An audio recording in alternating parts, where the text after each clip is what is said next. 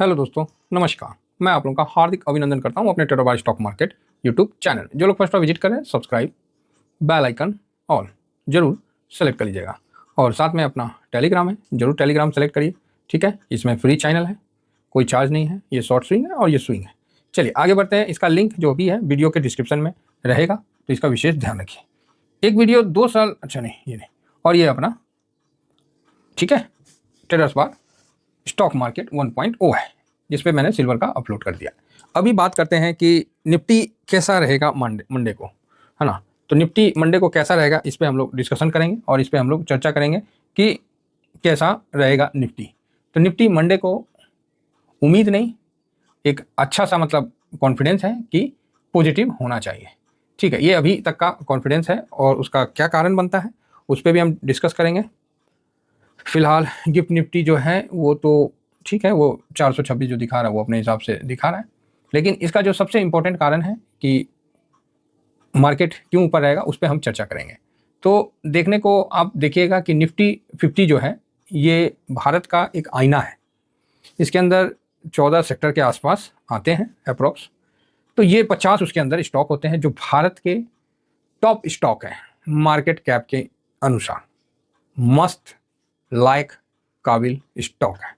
ठीक है, ये भारत के टॉप 50 स्टॉक हैं और अभी तक कोई भी म्यूचुअल फंड इस इंडेक्स को बीट थोड़े समय के लिए किया है, उसके बाद वो खुद ही हमेशा के लिए बीट हो जाता है।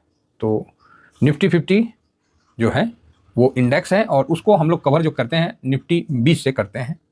निफ्टी 20 निपॉन इंडिया का है, ये एमसी काफ़ी पुराना है और निफ्टी 20 जो है ये काफ़ी पुराना ETF है। 2002 से 10 रुपये के आसपास चलता था।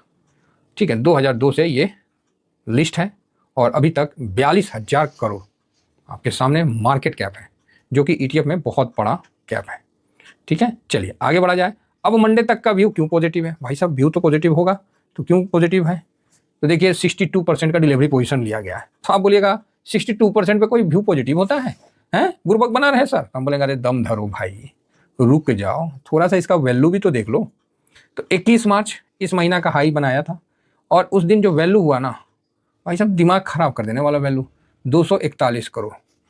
पेशेंट मजबूत हो रहा है तो उसको, और जो पेशेंट क्या होता है, बूस्टर डोज कब दिया जाता है? जब पेशेंट खराब हो रहा है, जो अच्छा पेशेंट था खराब होते जा रहा, तो पेशेंट के कहने पर, डॉक्टर से रिक्वेस्ट करने पे कि डॉक्टर साहब बचा लीजिए, हम कमज़ोर हो रहे हैं, ये हो रहे हैं, तो डॉक्टर पेशेंट के कहने पर जब बूस्टर डोज देता है तो वो गिरता हुआ मार्केट होता है ना, जहाँ पर आप देखते हैं कि पैसा बड़ा लगता है पेशेंट के कहने पे। अब जब पेशेंट रिकवर हो रहा है तो डॉक्टर इसमें बूस्टर डोज लगा रहे हैं कि भाई जल्दी इनको रिकवर करते हैं, तो दूसरा कोई आएगा तो उसको फिर हैंडल करना पड़ेगा, बेड खाली करना पड़ेगा। तो यहाँ पर ही बूस्टर डोज लगा है और दोनों दिन लगा है। तो आप बोलोगे हाँ, दिखने को तो मिल रहा है, दोनों दिन मिल रहा है। और रिसेंट में तो यहाँ सबसे ज़्यादा दिख रहा है। ये 2:32 का लगा था, तो ये 24 फरवरी को लगा था। ठीक है, 252 पे, और अभी देखिए 258 हो गया है। हाई तो 261 का था और जो क्लोजिंग है 261 के आसपास का है। तो बढ़िया है, धीरे धीरे जिन्होंने खरीदा था उनका वो लेवल आता हुआ दिख रहा है। अब ऐसा है कि मैं अभी उस पर डिस्कस करूं उससे पहले मैं कुछ, अरे कहाँ गया, हाँ ये पहले दिखला देते हैं कि ये 21 तारीख का है ना, 21 और 20, तो दोनों दिन मतलब इतना इतना हुआ, 241 हुआ साहब करोड़ और 212 करोड़। तो डिलीवरी पोजीशन भी दोनों दिन का देख लीजिए, तो एक दिन का 62 है 241 करोड़ का, और इसका भी हुआ तो 59 है। तो अच्छा डिलीवरी पोजीशन है। 100 करोड़ 150 करोड़ का डिलीवरी पोजीशन कोई खराब डिलीवरी पोजीशन नहीं माना जाता है ना, बढ़िया में इसकी गिनती होती है। ठीक है, अब आप लोगों को जिस तरह लेवल पे मैं ध्यान केंद्रित, 1 मिनट, ये क्या है, हाँ ये तो एमओ डिफेंस कहाँ से है, जो अपना निफ्टी 20 है इससे हम लोग कवर करते हैं। ठीक है ना, तो निफ्टी 20 का प्राइस देखिए, ये 261 है, 50 स्टॉक आते हैं, इसमें कोई डाउट नहीं है। फिलहाल ये देखिएगा 5 दिन में आपको अच्छा रिकवर होता हुआ दिखा है, और 1 महीना में आप 4 मार्च से देखिए तो 6%, 5.5% से ज़्यादा, मतलब 6% के आसपास ये रिकवर हुआ है। मार्च में भागा है। तो आप बोलोगे सर अभी और भागने का उम्मीद है क्या, कि वापस से गिरावट? देखिए अभी तो मेरे हिसाब से तो अभी उम्मीद है, ठीक ठाक है। किसी भाई ने कमेंट्स किया कि सर आपने तो बोला कि पैसा नहीं लगाना है, तो मैं पुनः कहता हूँ जी, मैंने बोला था, तो वो क्राइटेरिया आपने नहीं देखा होगा या ध्यान में नहीं होगा आपको, तो हो सकता है कि आप उसको मिस कर दिए होंगे या आप समझ नहीं पाए होंगे। जब मैंने लेवल निकाला, और आज मैं सोच रहा हूँ कि एक बार पुनः लेवल निकाल लूँ, जिससे क्या है कि कुछ क्लियर हो जाए। तो देखता हूँ, है ना, 23,000, अभी कितना चल रहा है, 23,400 350 के आसपास, क्योंकि 335 में मैं बोला था, 335 से ऊपर बंद हुआ है तो बढ़िया है ना। तो 1 मिनट, क्लोजिंग कितना पे हुआ है एक बार नज़र मान ले, 350 पे हुआ है, बहुत सुंदर। तो उस हिसाब से 23,350, ठीक है। जब हम लोग DIS का लेवल निकाले थे और बोले थे कि 23,450 एक स्ट्रॉन्ग सपोर्ट का, और यहाँ से 500 पॉइंट आप ऊपर नीचे रख लो, या 1 से 2% काफ़ी हो जाएगा। तो हम लोगों ने यही अपना लेवल निकाला और हम लोग शांति से रहे। इस लेवल पे मैंने SIP किया, इस लेवल और जो 22,000 के इसके लेवल था, और यहाँ मैंने निगेटिव भी, ट्रेंड निगेटिव कर दिया था, इससे नीचे गया मैंने निगेटिव कर दिया था, याद होगा आप लोगों को, तो आप बोलिएगा हाँ। इसी के बीच में अपना SIP करके जो पैसा लगाना था लगा दिया, जो बाकी पैसा था उसको मैंने बचा लिया, और मैंने बोला भाई मैं अब पैसा नहीं लगाऊंगा। मैंने यही बोला था कि मैं अब पैसा नहीं लगाऊंगा, मैं क्लियर बोलता हूँ जो भी है, मैंने बोला था कि नहीं लगाऊंगा, इस तरह का मैंने बोला था। तो अब आप बोलोगे बात क्या हुआ, नहीं बात कुछ नहीं हुआ, बात ये हुआ कि हम लोग इसलिए वो डिसीजन लिए थे कि हम बॉटम फिशिंग नहीं करते। आप बोलोगे सर आप बॉटम, ना हम बॉटम फिशिंग नहीं करते हैं, बस हम इतना जानते हैं कि जहां हमने पैसा लगाना छोड़ा, ठीक है, और SIP 22,000 तक किए ना, उसके बाद निफ्टी ज़्यादा गिरा नहीं, वहाँ से घूम लिया। अब इसका कारण क्या होता है वो मैं आपको सारांश में बता देता हूँ कि जो उस समय का माहौल था ना, किसी को पैसा नहीं लगाना था। जो लोग लगा रहे थे अच्छी बात है, नहीं लगा रहे थे वो भी अच्छी बात है, क्योंकि लगाना नहीं लगाना ये आपके ऊपर है। लेकिन जो मार्केट में डाटा आ रहा था वो पैसा लगने का कोई डाटा उतना निकल के नहीं आ रहा था। हाँ, कुछ जगह आ रहा था तो मैंने भी उसको बताया था आप लोगों को कि हाँ भाई इतना इतना लग रहा है। उसमें कई भाई कमेंट्स कर रहे थे कि सर मैंने लगाया तो अच्छी बात है, आज उनका पैसा बन रहा है। मैंने इसलिए बंद किया था कि किसी को 2020 जो है ना याद होगा तो ठीक है, नहीं याद होगा तो मैं बता देता हूँ कि जो गिरावट होती है ना बहुत पैनिक होती है। आप प्यों प्यों प्यों प्यों करके बढ़िएगा, लेकिन जब गिरिएगा ना तो ऐसे लिफ्ट की तरह, 1 दिन 2 दिन और तीसरा दिन सारा प्रॉफिट खत्म। इसलिए मैंने बोला कि भाई साहब इस लेवल तक तो हम लोग कर लिए, जितना एनालिसिस करना था कर लिए, जितना चार्ट देखना था देख लिए, FIS रुक रहे हैं नहीं रहे हैं। लेकिन जब मूड माहौल चेंज होने लगा तो फिर मैंने आपको बताया कि सिस्टम अब नहीं चाह रहा कि मार्केट गिरे। मैंने ये वर्ड आपको बोला कि सिस्टम नहीं चाह रहा। दुनिया भर का थंबनेल आप देख सकते हैं, एक वीडियो नहीं, 3 4 5 10 वीडियो होगा। मैं बोला सिस्टम नहीं चाह रहा मार्केट गिरे तो कैसे, लेकिन फिर भी सिस्टम के विरुद्ध भी मार्केट जाता है, ये भी बात मुझे पता है। देखिए परिस्थिति ऐसी होती है कि आपको इस जगह एक आम आदमी और एक साधारण आदमी होकर काम करना पड़ता है, जो फैक्ट है उसी पे रिएक्ट करना पड़ता है। तो आप बोलिएगा हम नहीं समझे। मान लीजिए घर में कोई सब्जी बना रहा है, गैस भी है, माचिस भी है, कढ़ाई भी है, सब सब्जी है, तो उसका जो प्रोसेस में जो टाइम लगेगा वही ना। अब आप सोचोगे कि हम 1 सेकंड में सब कंप्लीट कर दें, तो नहीं। अगर उस प्रोसेस में सब्जी अगर जल जाता है तो आप फिर उसमें फ्रेश सब्जी नहीं बनाते, उसमें फिर उसको निकाल के हटा के फिर उसको धो धा के बर्तन को साफ जला हुआ पार्ट को हटा के फिर उसके बाद आप फ्रेश सब्जी या फ्रेश जो भी कुकिंग है वो करते हैं। एज इट इज मार्केट है। हम लोग का एक अनुमान था कि भैया DIS का जो लेवल है 22,400 तक 450 के आसपास का है, तो चलो 500 पॉइंट तक तो हम एडजस्ट कर लेंगे। उसके बाद तोड़ दिया भाई साहब, हिम्मत नहीं हुआ। फिर उसके बाद है ना कैश तो रखना ही पड़ेगा, क्योंकि अगर मार्केट वहां से 10% 15% नीचे निकल गया फिर क्या करेंगे। 20% गिरने के बाद आप मंदी में एंट्री हो जाते हैं। निफ्टी 20% नहीं गिरा, 15% गिरा, मैंने हाथ रोक लिया। मैं वाला नहीं करता, जब निफ्टी मंदी में आएगा उससे पहले हाथ रोक लिया, मतलब 5% और गिरेगा तब ना मंदी में आएगा, तो उससे पहले ही हम हाथ रोक लिए। और आज भी वो पैसा मेरा कैश पड़ा हुआ है, बॉन्ड में पड़ा हुआ है, अलग अलग बॉन्ड में रखा हुआ है। सर लालच नहीं करना है मार्केट में, सबका एक समय होता है, ठीक है।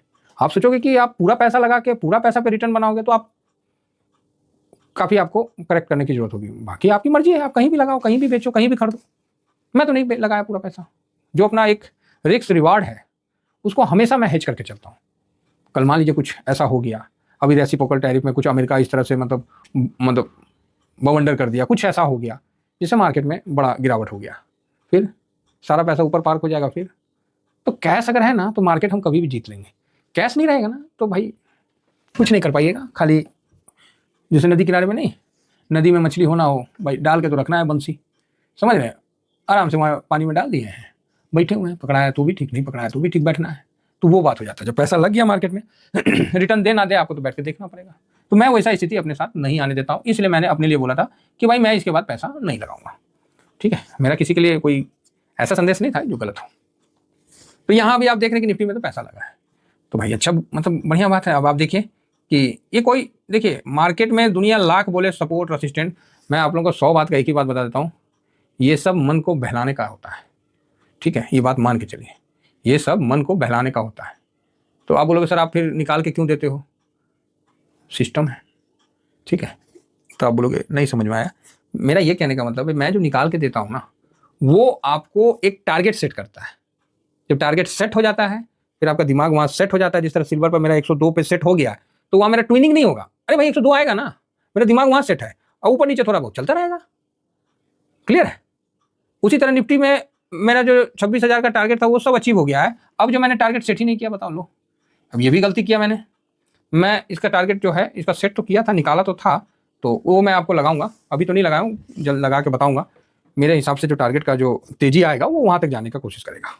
फिलहाल ये बी टाइप का रिकवरी तो दिख गया, बहुत बढ़िया। अब आप सोचोगे ऐसे ही बढ़ता चला जाए तो पॉसिबल नहीं है, थोड़ा सा तो उसमें भी चेंजिंग आएगा एज पर ग्राउंड रियलिटी के अनुसार। फिलहाल ये 23,600 जो है ना, यहाँ पर ही थोड़ा सा एक बार रुकने का कोशिश करेगा 23,600 के पास।